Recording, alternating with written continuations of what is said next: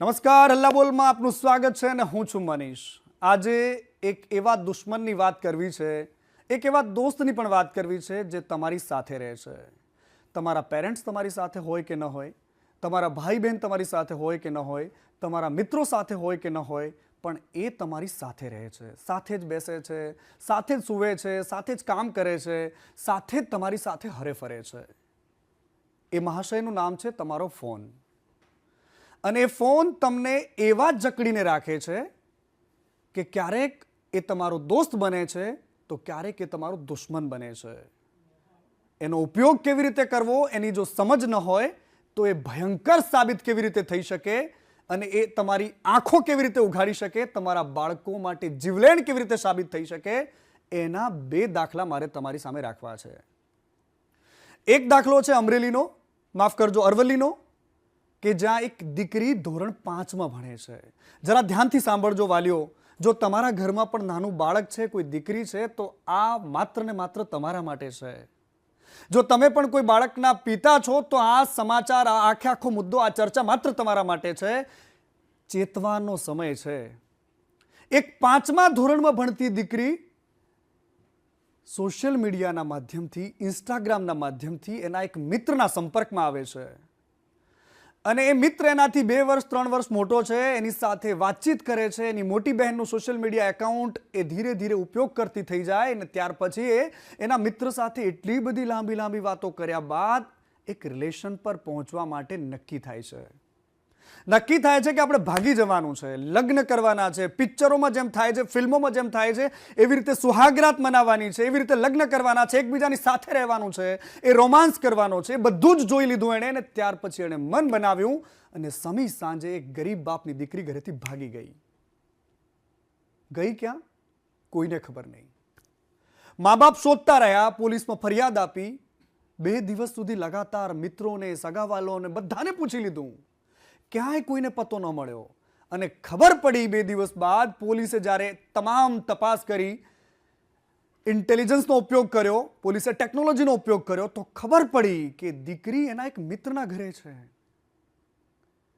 એના મિત્રએ એની સાથે શારીરિક સંબંધો બાંધ્યા.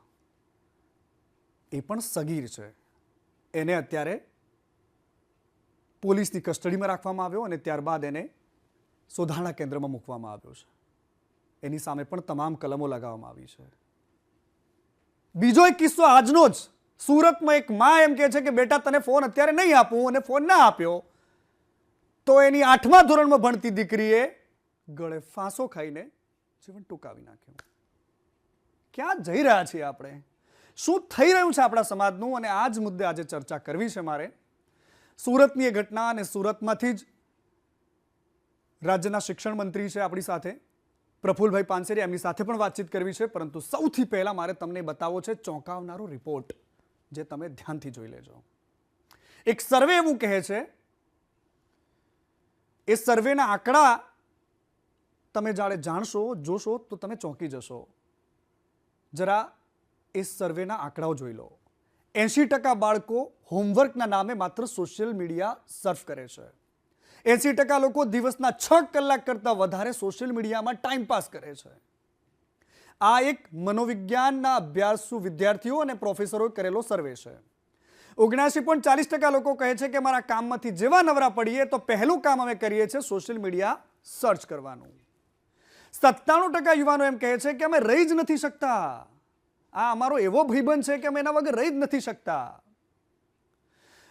અમને એના વગર ચા ન ભાવે, સવાર ન થાય, અમારી સાંજ ન થાય. 74% લોકો એવું કહે છે કે માત્ર મનોરંજન માટે અને માહિતી માટે અમે સોશિયલ મીડિયા જોઈએ છીએ.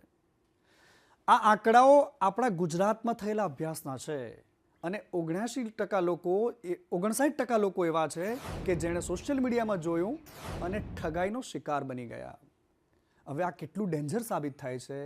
તમને સતત ઉદાસીમાં રાખે, સતત અસંતોષમાં રાખે. કંઈક મારી સાથે નથી થતું જે મારા દોસ્ત સાથે થાય છે, મારા પડોશી સાથે થાય છે. વારંવાર હતાશ રાખે, ઊંઘ ના આવે, ખાવાનું ન ભાવે.